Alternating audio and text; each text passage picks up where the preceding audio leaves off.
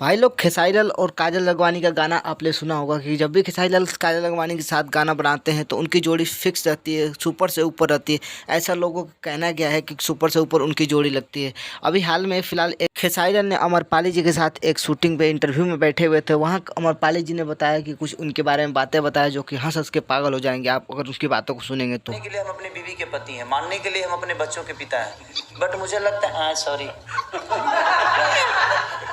बेटा बेटा तक ठीक था, मानने के लिए बीवी के पति, मतलब सेट पे किसके, मेरे पति थे क्या? सो गाइस, खेसारी लाल के बारे में अमरपाली जी ने बताया कि जब भी उनके साथ बैठते हैं या कभी फ़नी बातें करते हैं तो उनके काफ़ी लोग हंसने लगते हैं उनकी बातों को सुनकर। गांव टाइप की बातें होती है तो एक बिहार से जुड़े हुए हैं, एक देहाती मिट्टी से जुड़े हुए हैं तो उनकी बातें काफ़ी अच्छी लगती है।